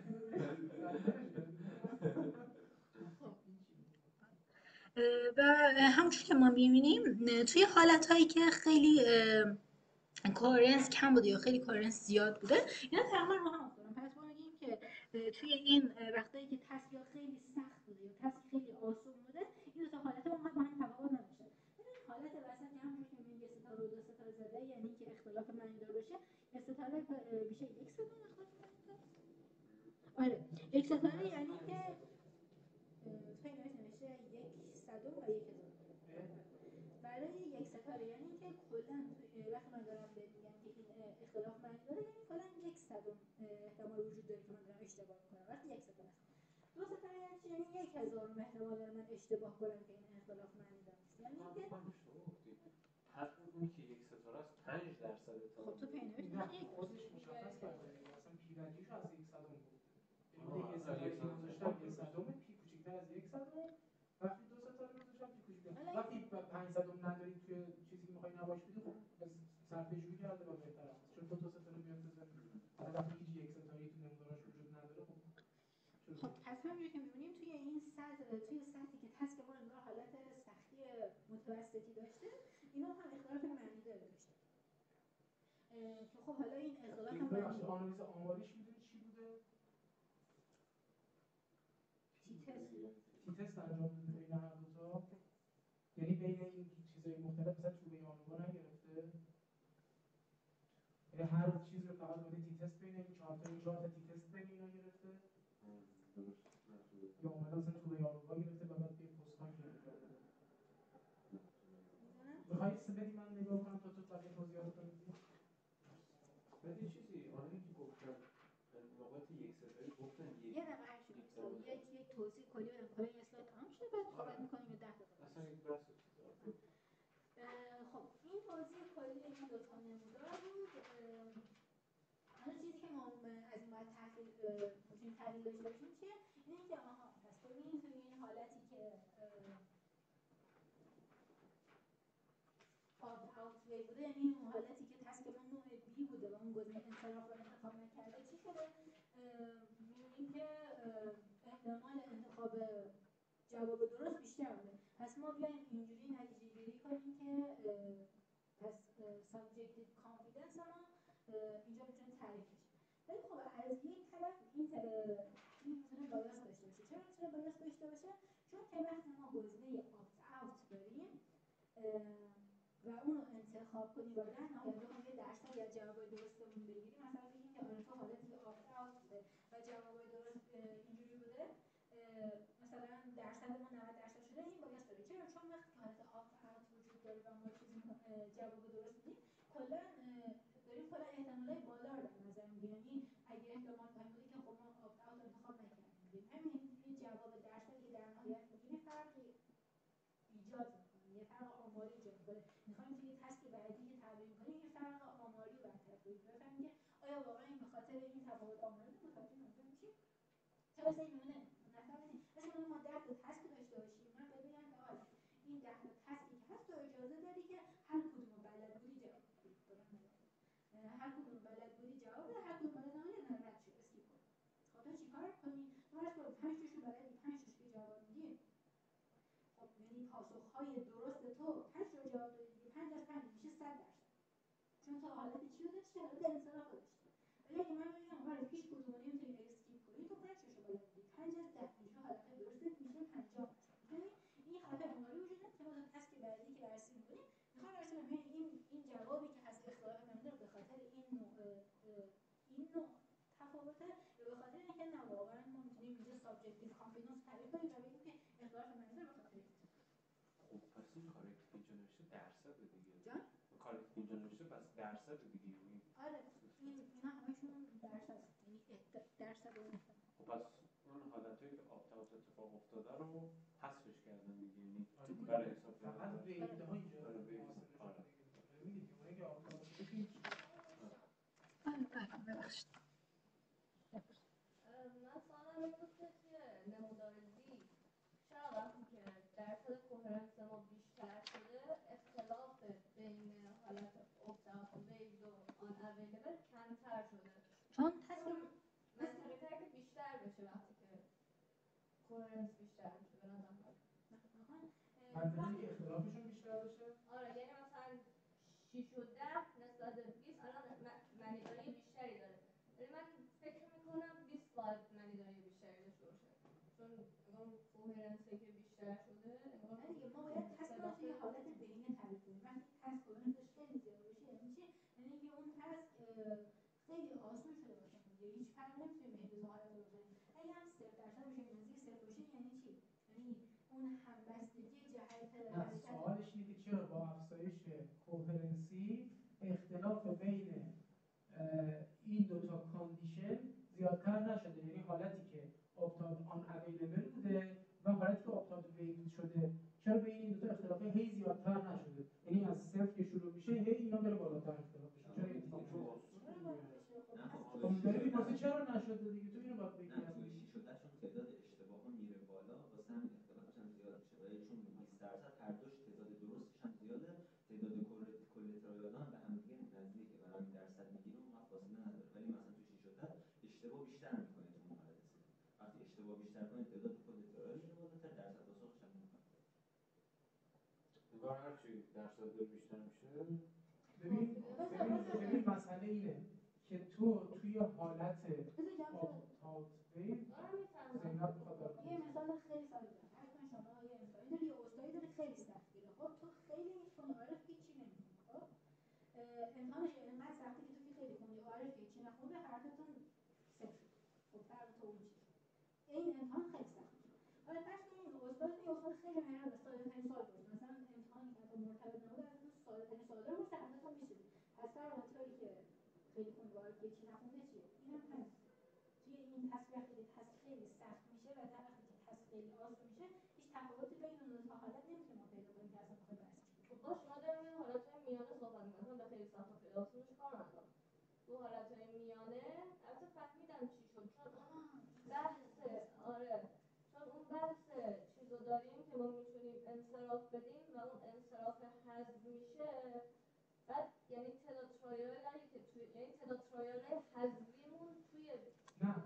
نداشته بیشتر باش. از 20 اوکی، کاری به اون نداشته باش. میگم مسئله کجاست؟ مسئله اینه که تو وقتی شک داری، وقتی اطمینان داریم از پاسخمون، اصلا اطمینان داریم تو 50% کوهرنسی اطمینان داریم از پاسخمون تا حد خوبی. خب چه فرقی می‌کنه که به ما گزینه بدن یا گزینه ندن؟ ما درست می‌زنیم پاسخمون. کجا ما میایم از اون گزینه انصرافمون استفاده می‌کنیم؟ وقتی شک زیاد باشه. پس وقتی شک زیاده من از گزینه انصراف استفاده کنم، مگر اینکه واقعا مطمئن باشم باز که خب اونایی که مشترک درصدش رفته بالا. ولی توی اون حالتی که اجازه انصراف وجود نداشته، تو مجبوری اونایی هم که خیلی شک داری رو پاسخی بدی به هر صورت دیگه. پس یه درصدی ازش کم میشه دیگه، از این یه درصدی خطا داری میکنی. تو فرض کن وقتی خیلی شک داری به این معنی که 50-50 پاسخ میدی. پس اون ترایال هایی که تو خیلی شک داری، ترایال هایی که داره درصد 50% به تو اضافه میکنه. ترایال هایی هم که صحیح میدونی میخوای بزنی رو مثلا فرض کن 80% داری میزنی. حالا توی حالت اکتاوت ویو تو اون 50% رو دیگه گذاشتی کنار، رفتی اکتاوت کردی. ولی توی اون حالتی که آناویلیبل بوده تو مجبور بودی اونا رو اضافه بکنی. پس یه تعداد 80% داری مثل قبل، مثل اونی که اکتاوت ویو شده، یه تعداد 50% مخلوط شده با اینا. در نتیجه کشیدنش پایین‌تر. ولی هر چی اطمینان بیشتر میشه، خب من دیگه دارم مطمئن‌تر پاسخ میدم، صحت کارم بالاتر. در نتیجه انتظار نباید داشته باشیم که وقتی کوهرنسی بیشتر میشه این اختلافات هم بزرگتر میشه. باید کمتر بشه. خیلی خوب. درباره اون نقطه هم بگم چجوریه. کلا 50 تا نقطه است. بعد اون از یک میمون 0 6 20 50 بوده، یه میمون 0 10 20 50 بوده. بعد احتمالی که میدادیم صحیح.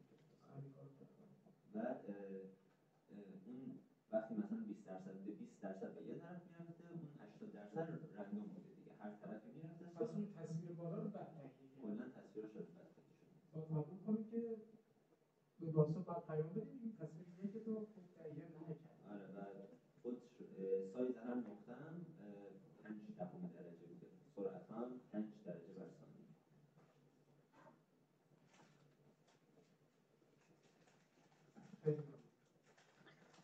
خب بریم نمودار بعد. نمودار بعد انگار تحلیل این دو تا تسک A و B، یعنی که حالا بخوایم اینا رو بررسی کنیم. اینجا یه نمودار AUC داریم که میشه Area Under the Curve.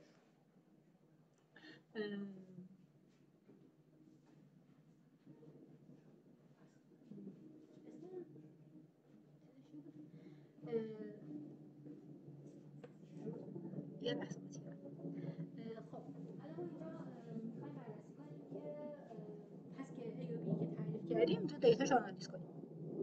این نمودار AUC نمودار Area Under Curve که میتونه به محور افقی و عمودیشو محور افقیش به ما توضیح بده، محور عمودیش به ما توضیح بده که دقت دیکود ما چقدر. محور عمودی محور افقی محور زمانی. همونجور که می‌بینید توی سه نمودار مختلف ما سه های مختلف داریم. صفر اولی که اینجا هست، اینجا بر اساس چی ست شده؟ بر اساس نمایش تارگت، یعنی وقتی که تارگت نمایش داده شدن این صفرش بر اون مبنا ست شده. صفر که اینجا هستش مال زمانی که داتای ما حرکت میکنن و صفر دوم از زمانی شروع میشه که داتا حرکت میکنن. صفری که اینجا تنظیم شده با ساکات تنظیم شده، یعنی از وقتی که میمون ما توی مرحله ریسپانس ها میتونه ساکات بزنه. بازه زمانی اینجوریه که از 50 میلی ثانیه قبل از شروع تست و 200 ثانیه بعد شروع تست این بازه انجام شده. آب یا آپت اوت ویون یعنی چی؟ یعنی حالت هایی که تسک ما گزینه انصراف داشته و ما اون گزینه انصراف رو انتخاب نکردیم. که گفتیم توی نمودار اولی ما اومدیم رو تعریف کردیم که این نشون دهنده اعتماد بالاست. و سبز هم مال حالت هایی که اصلا گزینه آپت اوت نبودن و وقتی که گزینه آپت اوت نبوده یعنی چی؟ یعنی اینکه اون سیگنال هایی که ما داریم مخلوطی از اعتمادهای بالا پایین، یعنی هم میتونه توش یک جوابی با اعتماد بالا باشه، هم یک جوابی با اعتماد کم شک دار باشه. و خب همونجور که میبینیم از اینجاها به بعد این دوتا با هم دیگه اختلاف پیدا میکنن. و خب اون قطری هم که میبینیم این نمودار داره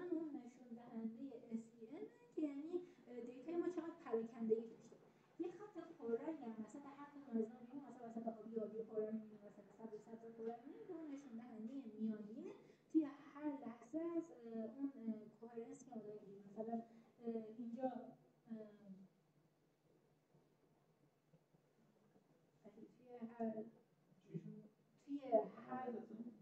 هر لحظه از زمان با اون کوهرنس مشخصی که ما داریم میگیریم اون میانگینش داره نمایش میده میشه. کجا؟ این نقطه‌های پررنگ نمیدونم مثلا اینا، این پررنگی وسط. اینجا پاسخ رسپتیفیل اسی دیگه چیکار به کوهرنسی داره؟ منظورش نمیدونم. منظور اینه که این خط‌های پررنگ وسط نشون دهنده میانگین پاسخ‌هامونه. آره. الان در مورد یک کوهرنسی مشخص مگه داره صحبت می‌کنه؟ نه کلا گفتم نشون دهنده مثلا اگه ما توی کوهرنس مثلا 40% تسکی گرفته باشیم میانگین همه اون کوهرنس‌های 40% توی اون تسک اینجا هستش. یعنی باز دوباره میانگین همه کوهرنسی هست. الان خوب برای کوهرنسی سی خب این ما یه کوهرنسی مشخصه. نوشته که ما یک کوهرنسی مشخصی یا خودته؟ اصلا نوشته که اینجا اضافه کردیم. بعضی وقتا برداشت خودمونه. بعد مثلا محورهای عمودی نمونه‌ها چی رو داره میگه؟ یعنی بی الان محور عمودی چی رو داره میگه؟ که همون بخواد اون 4 تا حالت رو برامون جدا کرده از هم دیگه. این کلا چیزیه که ماشین لرنینگ ما انجام داده، شبیه سازی که ماشین ما بعضی ما دیتا هامون از نمود ماه‌ها گرفتیم، این دیتا هامون رو توی یک ماشین لرنینگ می‌ریزیم و خب اونو تربیت می‌کنیم که بتونه برای ما دیکود اون دیتا. محور افقیش گفتم نشون دهنده زمانه، محور عمودیش نشون دهنده اون کارایی میزان کاراییه که اون ماشین ما میتونه به خوبی دیکود کنه یا نمیتونه انجام بده. و خب چیا رو قراره اصلا تمیز بده؟ این دو تا حالت سوپریور دیگه. آره بر فعالیت سوپریور باید بتونه این دو تا حالت رو اصلا تمیز بده. حالا ما بفهمیم این داره ما توجه به جوری که ما ترینش کردیم خوب دیکود می‌کنه. آره برای همون پوستریور پروبابیلیتی رو نوشته. یعنی اینکه بر اساس اینی که این پوستریور پروبابیلیتی چی؟ یعنی اینکه چقدر احتمال داره بر اساس اتفاقی که در آینده خواهد افتاد الان یک پاسخی ما از سی بگیریم. پاسخش هم نیمه وقتی داره تارگت رو نشون میده و قبل از اون. چرا؟ چون هیچ چیزی رو مشخص نمی‌کنه. هنوز حیوان نمیدونه قراره چی انتخاب بکنه. هنوز موشن کوهرنسی بهش نشون ندادیم که بخواد بین راست و چپ و شک و شبهه داره یا نداره و این اصلا چیزی رو به ما بگه. در نتیجه پروبابیلیتی نیمی رو داره نشون میده. یعنی چی؟ یعنی بعضی از اینا بعداً اونهایی بوده که رفته راست، بعضی از اونهایی که بعداً رفته چپ. و الان مشخص نمی‌کنه چون مجموعش ما داریم الان اینجا می‌بینیم، نگاه کنید هر کدومشون بعداً راست و چپ خواهند رفت. در نتیجه الان پروبابیلیتیشون نیمه. یعنی تا اگه یه دونه از اینا روانشناسی انتخاب بکنیم ممکنه یک از اینا بوده که رفته راست یا یک از اینا بوده که بعداً رفته چپ. الان هیچی به اون تفکیک و تمایز نمیده. نمی‌فهمیم چیه. ولی جلوتر که میریم و موشن آن میشه، حالا اینا یواش یواش از هم دیگه باز میشن دیگه. یعنی دیگه به احتمال فراوان‌تر این نورونی که داریم می‌بینیم پاسخش به این شکله، این حالا قراره بعدا اونی باشه که مثلا تارگت این بوده و تو حالت ویتی بوده رو گذاشت بدیم ما که 4 تا حالت ما از هم دیگه تفکیک بکنیم بر اساس دیتایی که داریم. پروبابیلیتی ها فرق می‌کنه دیگه. یعنی مثلا فرض کن با نزدیک 100% پروبابیلیتی یا مثلا 80-90% اون ویت مثلا تارگت این رو داره گزارش میده با احتمال نمیدونم یه چیزی نزدیک 10-15% مثلا داره ویت اوت رو گزارش میده. یعنی خیلی پروبابیلیتی پایین دیگه. تقریبا میتونیم بگیم با دقت نمیتونه پیش بینی بکنه که ویت مثلا اوت بوده. درسته؟ خب یه چیزی دیتا واقعی که مثلا آدمش رو انجام بده شکل A میشه دیگه درسته؟ B پیش بینی نه اونم ایریا اندرتیکر نوشته دیگه. الان این مفهومش خیلی ساده بخوام بگم یعنی اینکه اون دیکودر چقدر میتونه به خوبی تمایز بده حالت تارگتین و تارگت اوت.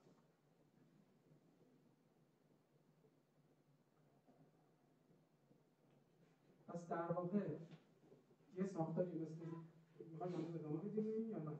نتیجه گیری این نمودار چی میگه؟ یعنی خب تسک رو انجام بدیم این نمودار هم در آوردیم از تسکمون به چه مفهومیه؟ شما دو تا سوال اول داشتیم دیگه، یا اولی که داستان رو شروع کردیم سوالمون چی بود اصلا؟ اینی که یک ساختاری مثل سوپرایور پولیگونوس میتونه مثل LIP آره مثل LIP مثلا فرض کن توی اون قسمت اپتیمال کانفیدنس دخیل هست یا خیر، بعد توی سابجکتیو کانفیدنس دخیل هست یا خیر، و سوال آخر اینه که آیا که مجموعه دو تا سوال اول دیگه در یکیش دخیله، در جفتش دخیله، یا در هیچ کدوم دخیل نیست. که ما با تسک اولی که طراحی کردیم که اون آنالیز اون تسک اول نمیتونیم به این سوال پاسخ بدیم. حالا چیزی که از این نمودار می‌فهمیم چیه؟ این که ما دیتا دیکودری که ترینش کردیم به خوبی میتونه حالت تارگت این تارگت اوت رو برای دو حالت اینکه ما گزینه انصراف رو داشته باشیم و گزینه انصراف unavailable باشه و نباشه بتونه تمیز بده. که توی حالت دوم که بی میشه این احتمال پسین، یعنی اینکه بخوام تعریفش کنم میتونیم ما اینو یه جایی تعریف کنیم که این میتونه نشون دهنده سابجکتیو کانفیدنس ما باشه، ولی همونجور که گفتم با توجه به اینکه اینا رو میتونه خوب تمیز بده و ما میتونیم تفاوت اینا رو ببینیم، چرا نمیتونیم به این دیتا اعتماد کنیم؟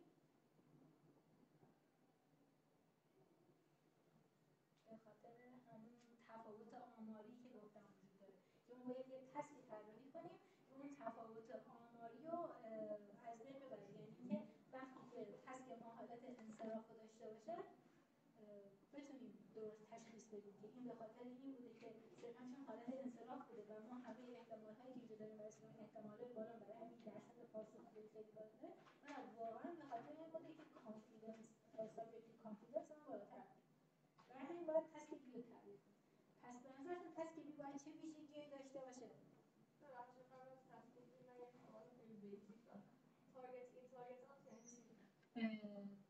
توی حالتی که تارگت ما توی RF بوده و اون باید به اون مثلا توی سمت راسته باید به راست یا خط می‌زده. خب ببین الان نتیجه تسک یکه دیگه، درسته؟ خیلی بر اساس این تسک ما چی میفهمیم؟ LSC تو چی کانتریبیوت میکنه؟ من تقلباتم دستم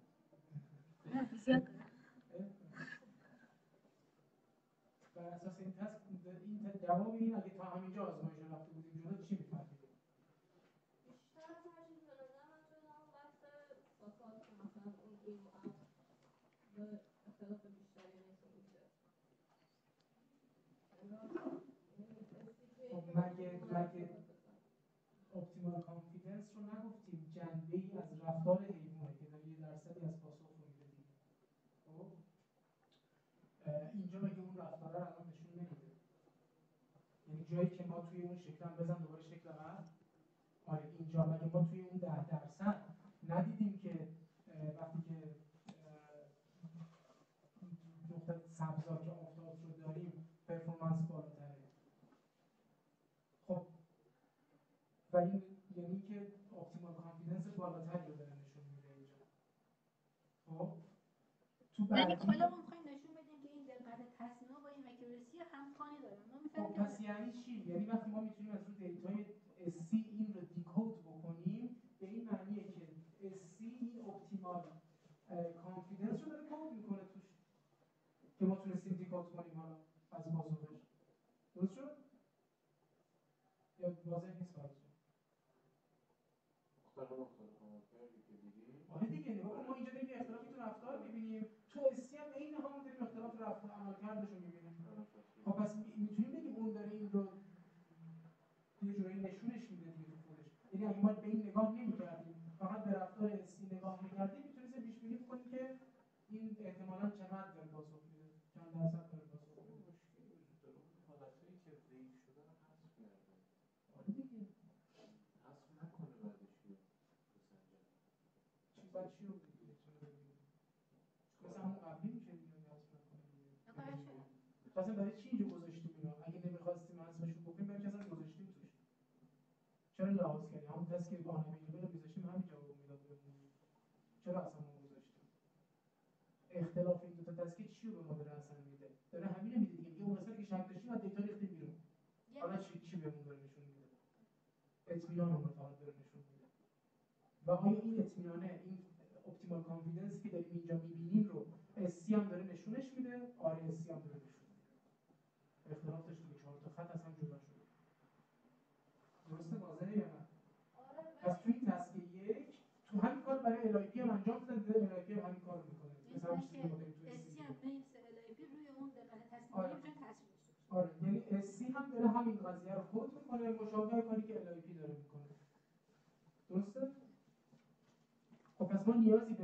دوم نداریم برای اینکه اپتیمال کانفیدنس رو پیدا بکنیم که نه ما توی این تسک فهمیدیم که این روی دقت تصمیم گیری اپتیمال کانفیدنس میتونه تاثیر داشته باشه ولی نمیتونیم بفهمیم که آیا سابجکتیو کانفیدنس سوال دوم رو پاسخ نمیده. حالا سوال دوم که آیا SC داره سابجکتیو کانفیدنسمون رو هم نمایان میکنه یا خیر در فعالیتش، با این تسک نمیفهمیم. با اون تسکی که اونا روزبه کیانی و شتلر روی الایپی انجام دادن هم نمیفهمیم که این کار کردن یا نه. درست شد؟ حالا اینجا اینوویشن کارینا از اینجا به بعده، یعنی تا اینجاش تکرار کاری که روی الایپی انجام شده فقط روی یه ساختار دیگه که SC هستش که اینم از غذا قبلا هم ما خوندیم تو مقالاتی که مرور کرده بودیم که از الایپی یه سری خروجی‌های خود شما هفته گذشته رو صحبت کردیم که از LIP یه سری خروجی‌هایی هست که داره به SC میاد و خب همون چیزی که تو LIP می‌دیدیم رو داریم مشابهش رو تو SC هم الان می‌بینیم. درست شد؟ حالا از اینجا به بعد می‌خوایم سوال دوم که تو حالا تعبیر که مقاله داشته و ادعایی که کرده اینه که میگه تا حالا کسی نیومده سابجکتیو کانفیدنس رو مورد بررسی قرار بده، اصلا این جنبه رو جدا بکنه از بقیه کاری که داره این انجام میده، این بهش کار دیگه بکنه که اینو جدا کنه. حالا اومده جدا کرده و این تذکر رو براش در نظر گرفت. من می‌خواستم تمام کنم. خب این سوال کوچیک بود در مطلب اصلا یک که میگذره رفتار ذهنت تغییر ساعت 12 اینجور هر بار تحت این که اینو توضیح دارم این توضیحش چیزی میخوام بحثا با هم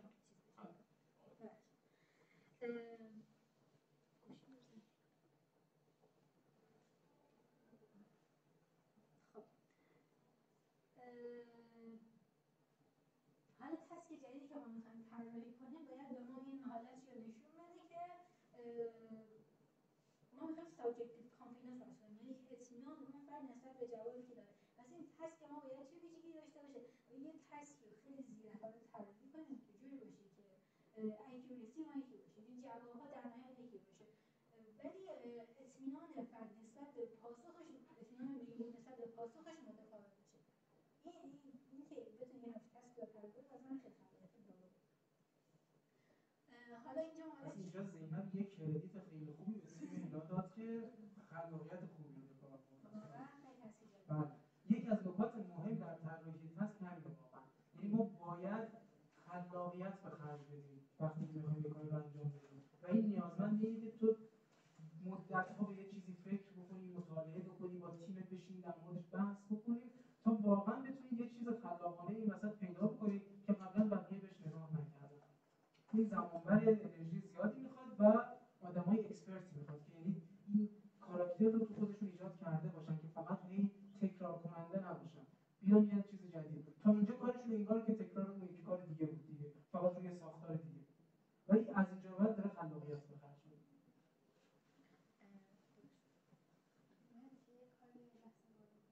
آره.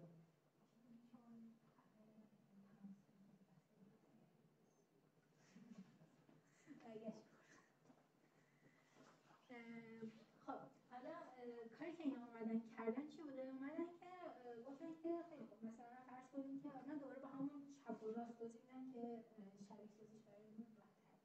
فرض کنیم که ما 100 تا داشته باشیم، از این 100 تا 70 تا به راست برن، 30 تا به چپ. حالا اینجا ما اکیورسیمون اگه با حالتی که 10 تا نقطه داشته باشیم 7 تا به راست برن با 3 تا به چپ یکیه، ولی اون اطمینان ما فرق داره. چرا؟ چون وقتی که ما 100 تا نقطه داریم 70 تا که خیلی تعدادی بیشتری هستن به سمت راست میرن، میبینیم که برای میمون خیلی انتخاب اون جواب راحت تره. چون از 100 تا 70 تا دارن به راست میرن، ولی اگه همین رو با اکیورسی یکسان، یعنی که به جایی که 100 تا باشه 10 تا از 10 تا 7 تا به راست برن، میبینیم که شاید انتخاب سخت‌تر باشه. یعنی اینکه یه تسک طراحی کردن که تعداد نقطه ها رو اومدن تغییر دادن و یعنی اطلاعاتی که به ما میرسه اطلاعات کمیه گرچه نسبتش یکسانه، ولی انگار که تو یه سری اخبار درست میشنوی، یه سری اخبار دروغ میشنوی، ولی از جفتش زیادتر میشنوی، یا اینی که کلا تعداد اخبار کمی به دستت برسه، اطلاعات کمی به دستت برسه، حالا بازم نسبت درست و غلطش هم یکسان باشه. اینجا تو اطمینان کمتری داری از اینکه واقعا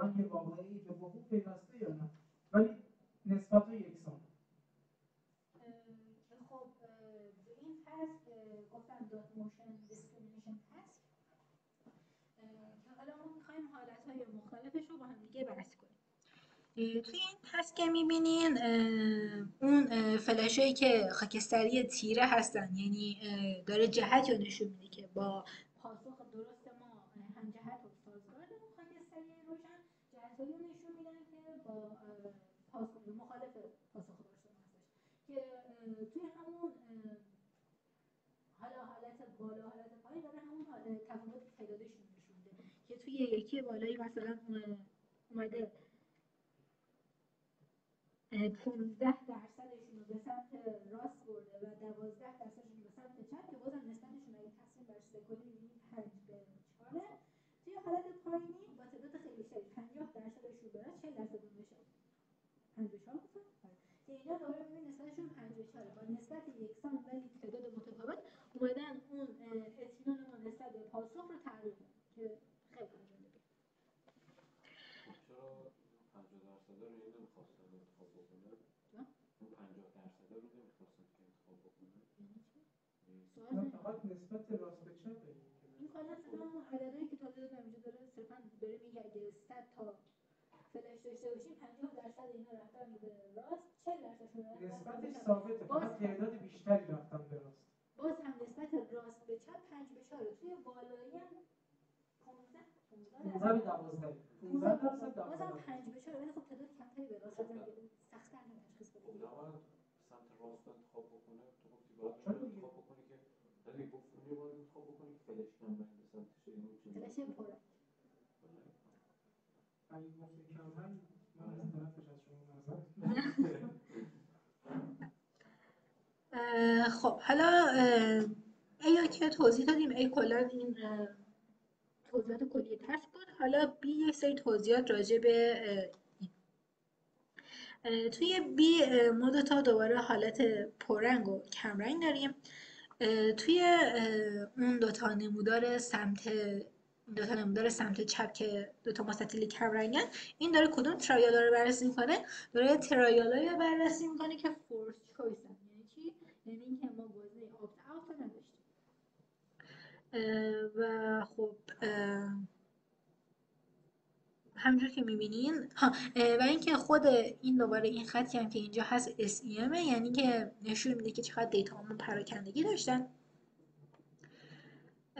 و خب میایم میبینیم که زیاد فرقی نکرده توی حالت فورس چویس، یعنی اینکه توی حالت اینکه ما اطمینان بالا داشته باشیم یا اطمینان پایین، توی حالت تسک فورس چویس برای ما خیلی فرقی نمیکنه. ولی توی این تسک ما این داتا مستطیل ما رو کدوم حالت ما رو تسکیه که ما گزینه انصراف داریم و حالت گزینه سوم و آپت اوت رو داریم. و خب همونجور که می‌بینید 3 تا ستاره این دفعه زده، یعنی خیلی تفاوتش معنی داره بین کدوم دو تا حالت، بین دو تا حالتی که ما شواهد زیادی داشتیم و خب اطمینان بالاتری داشتیم. به اصطلاح ما اینو بهش سابجکتیو کانفیدنس میگیم. و توی حالتایی که ما چیزی کمتری داشتیم، اعتماد کمتری داشتیم.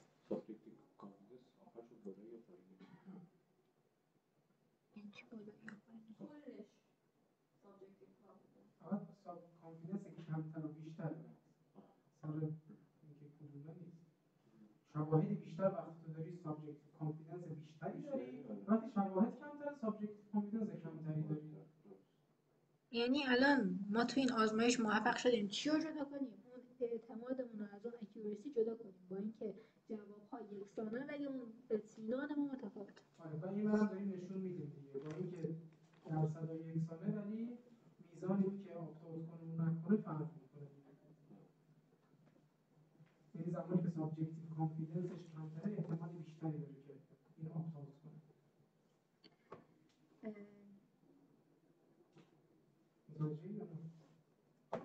اون بی‌ولیوی 3 ستاره‌اش چنده؟ می‌تونی کیفاش چنده؟ 10 به توان -5 10,000. 10 توان -5 10,000 100,000.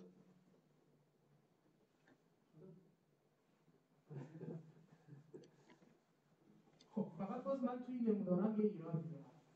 این نمودارم به نظر من بدش.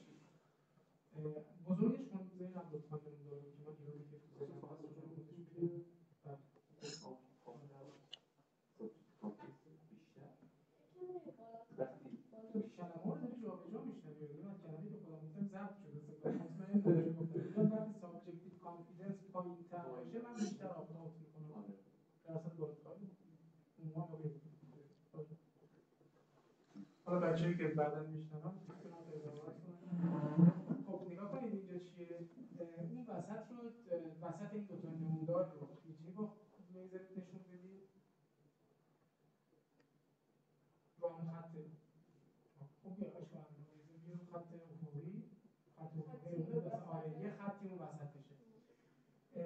یعنی چی؟ یعنی این دو تا نمودار رو به شدت پیوسته در نظر گرفته. در صورتی این اصلا باید قطع می‌شد این وسط به نظر من. این دو تا نمودار مجزا هستن دیگه. هم محوراشون با هم دیگه فرق داره. یعنی تو اینجوری نیستش که این آپتال ریسپانسی که اینجا گرفتی یک محور دومی باشه که این سمت چپی‌ها رو هم شاملش بشه. مثلا کاری به اینا نداره. اون یه نموداره، این یه نموداره. اصلا نباید اینا بحث می‌شد و حتی علاوه بر اینکه به هم دیگه رو توی یه محور کشیدتشون، اون خط وسطی هم که داره اینا رو به هم دیگه انگار که یه گزینه دیگه هم میتونه وسط باشه. من یه فاصله انداختم. اون رو هم اومده خطش رو گذاشته، حتی اون رو هم حذفش نکرده از اون نمودار. که تو مثلا میگه یه لاینه ولی خب دو تا این طرف هم دو تا اون طرف. نه یه پنجمی هم اون وسط گذاشته که اصلا جالب نکرده داستان رو. در ضمن اینا کاملا متفاوت می‌بودن. یعنی نامفهومه.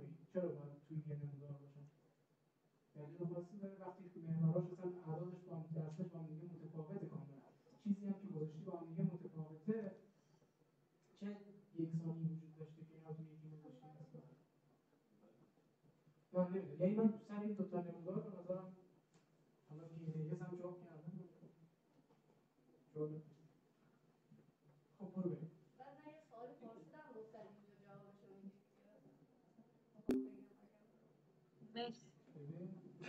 از کارهای استادانه کردیم که به دانشجو میگن بعداً جوابشو میدونیم و واقعا طرف میفهمه. خیلی زیبا.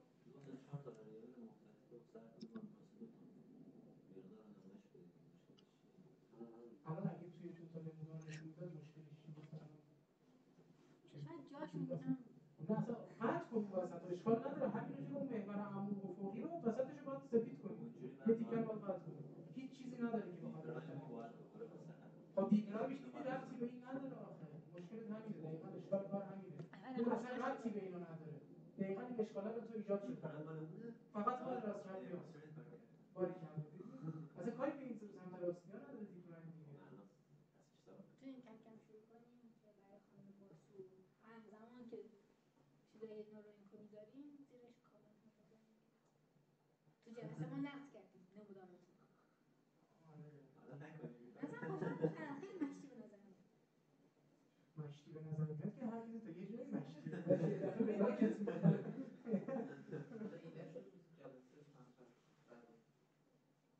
این چیزا رو چیز میکنیم. پیام میدیم. ایمیل میزنیم اول به طرف باهاش در میاریم. نمیرید یه دفعه توی اینترنشنال پابلیک میگی که مثلا تو اینجا فلان. بعد شاید توضیحی داشته باشه مثلا تو نفهمیدی توضیحشو براش ایمیل میفرسته توضیح میشه. بعد اون موقع اگه دلت خواست میتونی این رو پابلیک بکنی که ما اینطوری ایراد داشتیم مکاتبه کردیم پاسخمون میدیم. شاید ما نمیدونم.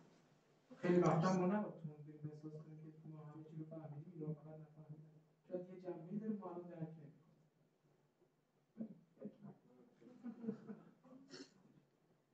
دقیقاً چون این ایرادی که الان عارف ایجاد شد براش که دیپ لرنینگ رو چجوری همزمان نشون بده اصلا نمیخواد دیپ لرنینگ رو نشون بده. اون فقط داره آپتیمال ریسپانس رو نشون میده. کاری به دیپ لرنینگ نداره. دیپلم چیه؟ حساسیت سنسیتیویتی توی سیگنال دیتکشن تیوری نه این که گفتم آره یه چیز ویدیوهاش هستش که جلساتی داشتیم توی متدیک ما خود ارشیا هم صحبت کرده بودیم سر پروژه استعمال زیاد بگیم چند دقیقه یه بار خب پنجره رو میخوایم ببندیم. نه من استفاده یه پنجره خب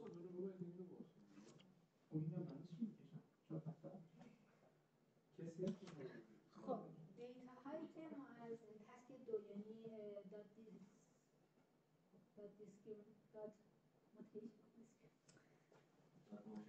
دات موشن اسکرین تسک گرفتیم و حالا میخوایم که ماشین لرنینگ ما وارد کنیم. این دیتا هایی که ما گرفتیم مثل اینکه دیتای هر نورمال جدا جدا وارد ماشین لرنینگ میکنن و میخواد چی رو به همون نشون بده؟ توی اینجا ما میخوایم نشون بدیم که این کلا ماشین لرنینگ ما یا دیکودر ما باید بفهمه که این سطوح مختلف ادراکی با یک سطح یکسانی از حساسیت که ما اون سطح یکسانی از حساسیت و نسبت‌های یکسان مثلا 5/4 که توی نمودار قبل گرفتیم چه درجه‌ای از اعتماد نشون داد. یعنی که میخواد با حساسیت یکسان اعتماد رو بررسی کنیم که ببینیم آیا متفاوت بوده یا نه. ببینیم خیلی سخت توضیح دادی. آسان‌ترش اینطوری میشه که ما یه تفاوتی تو رفتار دیدیم دوباره دیگه. نگاه کن این ذهنیت رو داشته باشید که ما وقتی می‌خوایم یک پروژه‌ای توی زمینه علوم اعصاب انجام بدیم، منظورمون چیه؟ منظور یه رفتاری رو داریم می‌بینیم که رفتار داره اتفاق میفته. میریم ببینیم کورلیشن عصبی اون رفتار چیه تو مغز. تو حالتی که مثل اینجا داریم کورلیشن بررسی می‌کنیم، کازالی چک نمی‌کنیم. خب این کازالی مانیپولیت نمی‌کنی که ببینیم این ساختار علمی داره دخالت میکنه توی رفتار یا نه، فقط تو کورلیشن رفتار با فعالیت عصبی رو ببینیم. پس این یک حالت کلیه که ما این کارو میکنیم. حالا توی این تسکه ما دیدیم یه تفاوتی وجود داشت دیگه به لحاظ رفتاری، اونی که درصد اپت کردن متفاوت بود بین این دو حالتی که داشتیم، گرچه سنسیتیویتی تغییری نداشت. خب حالا این رفتاره رو می‌خوایم ببینیم توی این ساختاری که داریم مطالعه می‌کنیم داریم کورلیشنی می‌بینیم با این رفتار یا نه توش. همین. پس توی تسک دوم دوباره میایم مشابه تسک قبلی همین کورلیشن رو بررسی می‌کنیم. تو قبلی دیدیم که آره ما 4 مدل رفتار دیدیم و 4 مدل فعالیت نورونی هم دیدیم تو سیبل کوتوس. پس میگیم که این داره اتفاق میفته اینجا. کورلیشن داره با اون رفتارمون.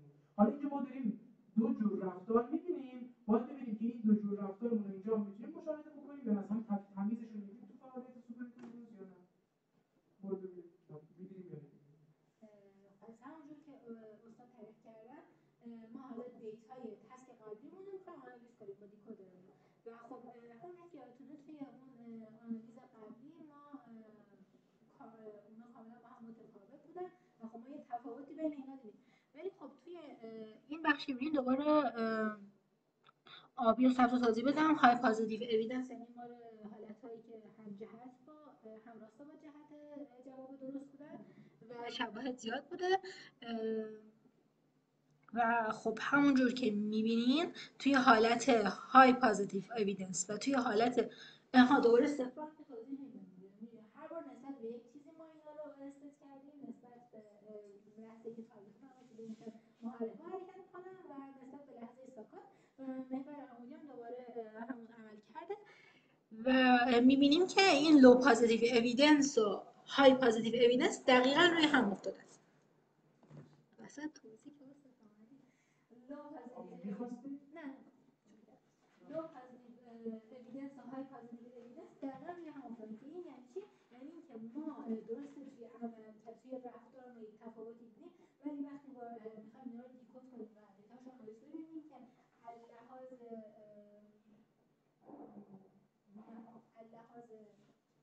سیگنال اللحاظ دیتا هیچ تفاوتی با هم دیگه نداره و نمی‌تونیم وقتی اون تفاوت رفتاری رو می‌بینیم حالا بریم به این نسبت بدیم. پس ما متناظر اون رفتار توی اسی تفاوتی رو نمی‌بینیم تو فعالیت اسی. در نتیجه الان این یعنی چی؟ پس چه نتیجه می‌گیریم؟ حالا که ما اومدیم بالاخره این اطمینانمون رو تونستیم با یه تسکی جدا کنیم و بعد اون تفاوت رفتار دیگه ولی وقتی اون کالیکیولوس رو بررسی کردیم دیتاش آنالیز کردیم که اینها هم هیچ تفاوتی ندارن و دیتاش تقریبا شبیه هم به هم افتاده. الان چه نتیجه می‌گیریم؟ اینجا من نتیجه رو بگیم. چه نتیجه؟ که سابجکتیو کانفیدنس نقشی نداره. ولی تو احتمال کانفیدنس پس ما اولا اومدیم دو تا جنبه از کانفیدنس رو معرفی کردیم اینجا و نشون داده شد که اتفاقا اسی توی یه جنبهش چیزی رو داره نشون میده که تو جنبه دیگری از خودش نشون نمیده و این خیلی جذابیت تو کارش ایجاد میکنه. پس چی نقش داره؟ به سابجکتیو کانفیدنس کجا نقش داره؟ اینجا نداره چیزی که مشخصه که برای این مسئله اینجا چیزی پیدا نمیکنه یا حداقل با این کاری که کردن چیزی پیدا نمیکنه. ممکنه تو بری یه ایده دیگه رو کار اینا اضافه بکنی اون موقع تفاوتی. برای اینکه این جوابش رو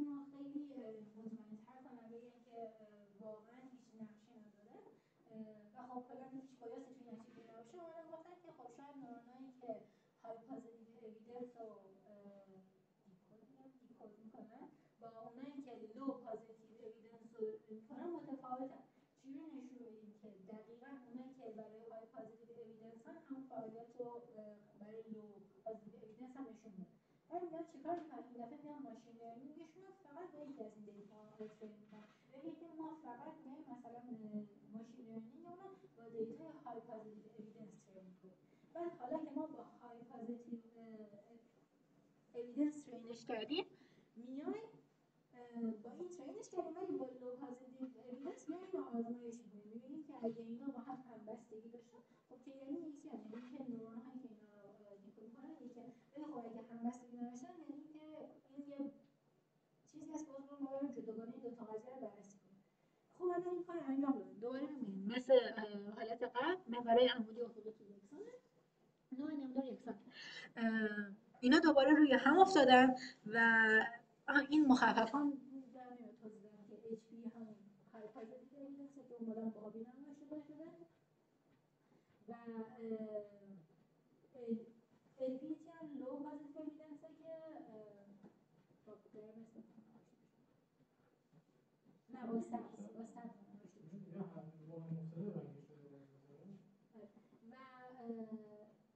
اون نه یه قرمزی هست که اون جنرالیزیشن هست. آره سبز مال حالتیه که لو پازیتیو اوییدنس داریم و آبی مال های و قرمزه اون مال حالتی که دیکودر ما میاد این دیتا رو تولید میکنه.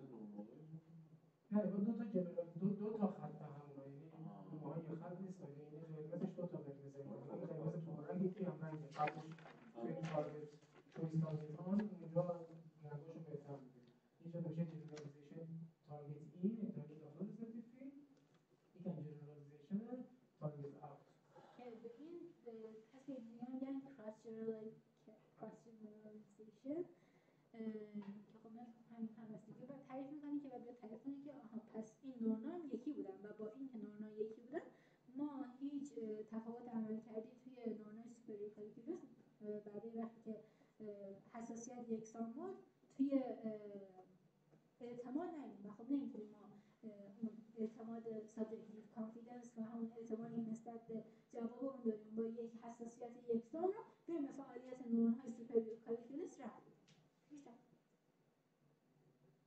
خیلی ختم شد کسی سوالی داره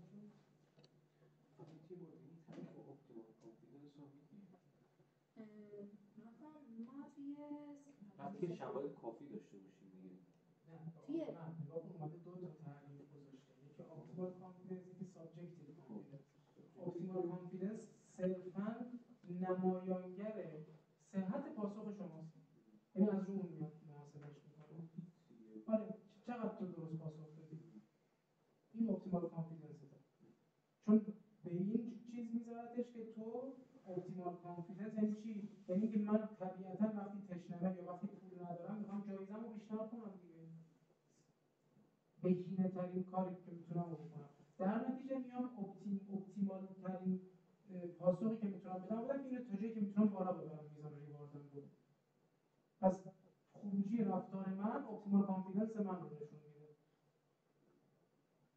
پس اون جایی که آفتابتر میکرد جز اپتیمال آره دیگه تو به خودت میگه الان اگه من بزنم ممکنه که اصلا هیچی نگیرم بزن حداقل 40% شو بگیرم یعنی به احتمال زیادی به خودت میگی من هیچ گیرم نگیرم بزن 40% من جلوی هیچ گیرم میدم اما بگیرم واسه 100% نگیرم تو استیتی هم وقتی میخواد اپتیمال تعریف کنن میان با یه ناظر ایدئال تعریف کنن یعنی کسی که میخواد اون تسک رو انجام بده توی ایدئال بهینه ترین حالت میاد تصمیم میگیره برای همین میان میگن که این با اکیورسی همبستگی داره یعنی اینو با اکیورسی تعریف میکنن ولی توی حالت سابجکتیو اون باور درونی فرد نسبت به جوابش اطمینان فرد نسبت به جوابشه خب میتونه بر اساس حتی باور ذهنی باشه منظور ذهنی اون یک سری چیزهای ذهنی که خودش تعیین کنه و ممکنه که بهینه هم نمیشه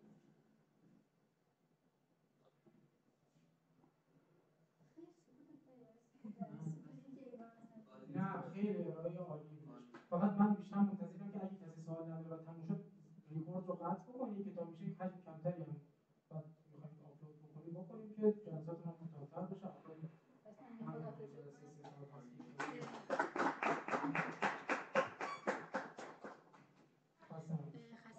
باشید. از اعضای آنلاین هم خداحافظی آره می‌کنم. کسی هم اگه الان شنیده یا بعدا میشنوه که